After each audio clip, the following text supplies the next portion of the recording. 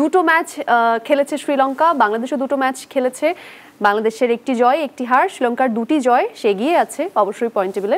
আফগানিস্তান একটি ম্যাচ খেলেছে, একটিতেই জিতেছে, আর হংকং তিনটিতেই হেরেছে। হংকংকে যদি সমীকরণ থেকে বাদও দেওয়া হয় সেক্ষেত্রে দেখা যাচ্ছে বাংলাদেশ আর আফগানিস্তানের আজকের খেলায় যদি বাংলাদেশকে যেতে হয় সুপার ফোরে, আজকে অবশ্যই জিততে তো হবেই, কিন্তু বাংলাদেশ জিতলেও তাদের সুপার ফোর কনফার্ম না, আর আফগানিস্তান হেরে গেলেও তাদের সুপার ফোর বাদ হয়ে যাচ্ছে। ব্যাপারটা তেমন না, তাকিয়ে থাকতে হবে শ্রীলঙ্কা আফগানিস্তান ম্যাচের দিকে। অ্যাবসলিউটলি। এবং একটা জিনিস সত্য এখানে যে এই চারটা দলের মধ্যে Hong Kong has no chance. Hong Kong তিনটি ম্যাচ খেলে ফেলেছে, তারা এখন রিটার্ন টিকিট কাটছে দেশে ফেরার জন্য। আমি আশা করব না যে বাংলাদেশকেও যেন অন্তত রিটার্ন টিকিট কাটতে হয়। বাংলাদেশকে রিটার্ন টিকিট যদি না কাটতে হয় তাহলে সবচেয়ে বড় শর্তটা হলো যে আজকের এই ম্যাচটায় তাদেরকে জিততেই হবে।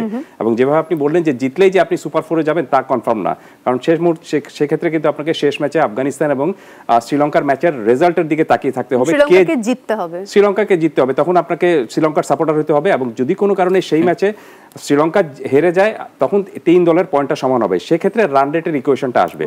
প্রশ্ন হলো যে অনেকে বলছেন, যেভাবে রাসেল ভাই বললেন, এই কারণে বললাম যে আমি একটু তর্ক করি। রাসেল ভাই বলছিলেন যে প্রথম ম্যাচে হংকং এর সাথে বাংলাদেশ যে খেলেছিল সেখানে বাংলাদেশ রান রেটটা আর একটু বাড়িয়ে নিতে পারতো। দেখুন, আপনি রান রেট খুব বাড়ালেন, লাভ হবে না। কারণটা হলো যে পরের ম্যাচে যদি আপনি শ্রীলঙ্কার কাছে যে বড় ব্যবধানে হেরেছেন সেখানে কিন্তু আপনাকে আবার মাইনাসে চলে আসতে হবে। So run rate is the not most important thing. Important থিংটা হলো উইন। আপনার সহজ হিসাবটা হলো যে এই তিনটা ম্যাচ খেলতে গিয়েছেন আপনি, তিনটা ম্যাচে আপনি জিতে আসেন না, আপনি নাম্বার 1 হয়ে ফিরেন। আপনি কেন চিন্তা করবেন যে আমাকে গ্রেস মার্ক পেয়ে তারপরে পাস করতে হবে? আপনি লেটার মার্ক পেয়ে পাস করবেন, সেই চিন্তাটা নিয়ে আপনাকে খেলতে হবে এবং আপনাকে চিন্তাটা সেভাবে তৈরি করতে হবে। সো আমার কাছে মনে হচ্ছে যে এই জিনিসটা যে আপনি রান রেট নিয়ে বেশি চিন্তাটা না করে আপনাকে জিততে হবে সেই চিন্তাটা করতে হবে। এবং হংকংয়ের সাথে ম্যাচটায় কথা বলি, সেখানে বাংলাদেশ যেটা জিতেছিল হয়তো আরো 2-3 ওভার আগে জেতার একটা, অনেকে বলছেন যে 3-4 ওভার আগে কেন বাংলাদেশ জিতলো না। এর কারণটা কেন আসছে জানেন? কারণটা হলো হংকং এর সাথে আফগানিস্তান যে কায়দায় জিতেছিল 188 রান করেছিল এবং তারা তাদেরকে 94 রানে হারিয়েছিল, খুব দ্রুত অল আউট করে দিতে পেরেছিল। বড় ব্যবধানে জেতার কারণে তাদের রান রেটটা অনেক বেশি এগিয়ে গিয়েছিল। বাংলাদেশের সমর্থকরা বা ভক্তরা জাস্ট ওই সেটাকেই একটা আপনার বেঞ্চমার্ক হিসেবে চিন্তা করেছিলেন। হয়তো যেখানে আজকে বাংলাদেশ আফগানিস্তানের সাথে যদি জিতে যায় এবং আফগানিস্তান শ্রীলঙ্কার সাথেও জিতে চায়, সেক্ষেত্রে 2-2 করে 3 দলেরই পয়েন্ট থাকবে, তখন কিন্তু আসলে নেট রান রেটের হিসেবটা চলেই আসছে। সেই জায়গা থেকেই হয়তো সবার একটা অনুমান যে যেহেতু হংকং এর সাথে আমাদের একটা সুযোগ ছিল সেটা হয়তো কাজে লাগানো না। আপনি তাহলে শ্রীলঙ্কার সাথে হারবেন কেন? আপনি তো শ্রীলঙ্কার সাথে জিতলে কিন্তু এই সমস্যাটার সমাধান হয়ে যেত। তার চেয়ে বড় বিষয়টা হলো যে হংকং এর সাথে আপনি যে রান রেট বাড়িয়ে নেওয়ার খেলে জেতার চেষ্টাটুকু যেটা চিন্তা করছিলেন সেখানে একটা মিস্টেকও হতে পারতো বা ভুলও হতে পারতো। সেটা হলো যে আপনি দ্রুত গতিতে রান তুলতে গিয়ে দেখা গেল যে লিটন দাস এবং তাহিদ হৃদয় যদি আউট হয়ে যেতেন এবং শেষের দিকে ব্যাটাররা যারা ছিলেন তারা যদি কোনো কারণে ম্যাচটা জিততে না পারতো বা বাংলাদেশ যদি এই ম্যাচটা 2 রানে হেরে যেত, তখন আপনি রান রেটও কাজে লাগতো না এবং আজকে এই হিসেবটাও কাজে লাগতো না। তো থাকছে, আমার মনে হয় যে নিজের বেস্টটা দিয়ে খেলা, জয়ের জন্য খেলা, সেটার কোনোই অন্যথা আসলে হতেই পারে না। অনেক কিছুই হতে পারতো, যদি কিন্তু দিয়ে তো আসলে বিচার করলে হবে না। আজকে যে অবস্থানে আছে এখন এটাই আমি কাইসারের সাথে একটু তর্ক করতে চাই, একটু মানে তর্ক না, ঠিক ডিবেট। মানে রান রেট ডেফিনেটলি একটা ফ্যাক্টর, মানে আমার কাছে মনে হয়েছে যেটা Elko Cable, bringing power to life. দেখেন, এই রান রেটের সবচেয়ে বড় সাফার একটা দল আছে ওয়ার্ল্ড কাপ, একটা আফগানিস্তান। তারা করছিল যে 38.1 ওভারে 291 রান করলে তারা পরে উইন হয়ে যায়। সুপার 4 একটা ছিল বা সুপার 6, আমি এক্স্যাক্টলি মনে করতে পারছি না। তো তারা যখন দেখছে ওই ওভারে ওই বলটাতে রানটা করতে পারে নাই, তারপরেও আরো 4 বল সুযোগ ছিল, কিন্তু সেই প্লেয়ারগুলো জানতো না সেটা, যে ওই পুরো ওভার ধরে 295 করলে তারা পরের রাউন্ডে উইন হয়ে যায়।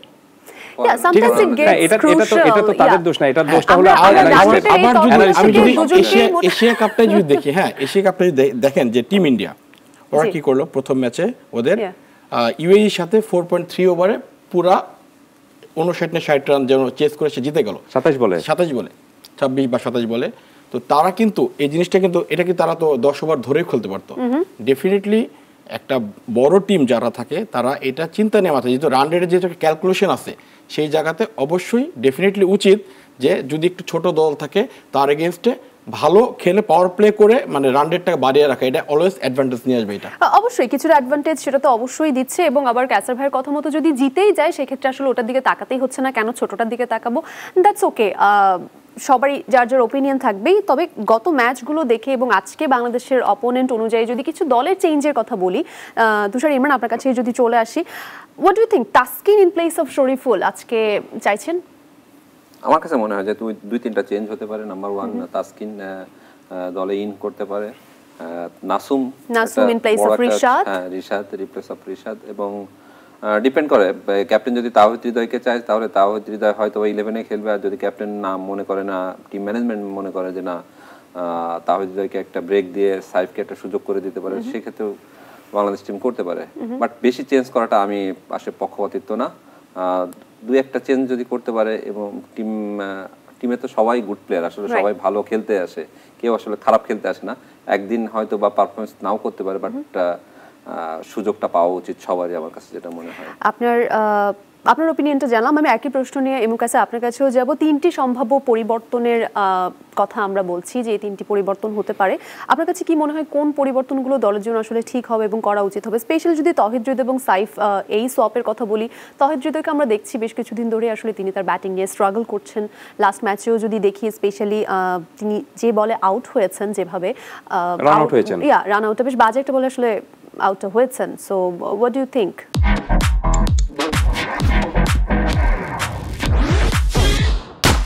আসলে কি রেস্ট দেওয়া উচিত? আজকে কি আমরা আমি একটা বিষয় বিশ্বাস করি, সেটা হলো যে ক্রিকেট ইজ আপনার টিম গেম। এখানে কোনো একজন ক্রিকেটারের জন্য আপনি ম্যাচ হেরে যাবেন, তাহলে জিনিসটা কিন্তু কখনোই সেরকম ভাবে না।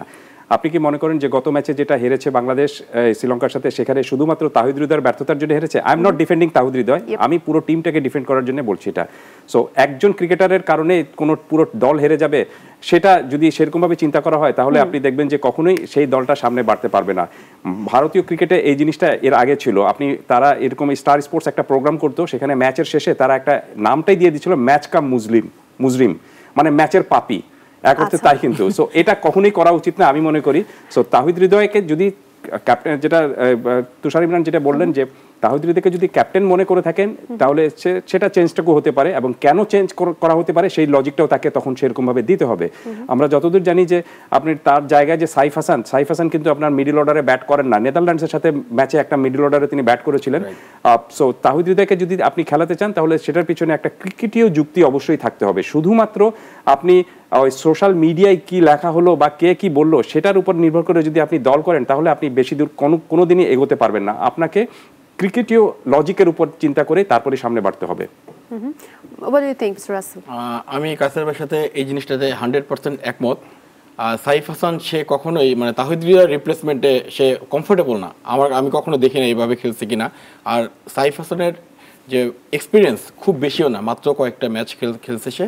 সো ওই এক্সপিরিয়েন্সের জায়গা থেকে যেহেতু একটা বিগ ম্যাচ, এখানে আমি সাপোর্ট করব টিম ম্যানেজমেন্টের ইচ্ছা যে যদি থাকে সেখানে তৌহিদ হৃদয় থাকে, বাট বোলিংয়ের ক্ষেত্রে শরীফুলের জায়গায় সেখানে আপনার Taskin is a very good choice হবে। আর রিশাদের জায়গায় নাসুম, আই থিঙ্ক এটা ভালো পারফর্ম করবে আজকে।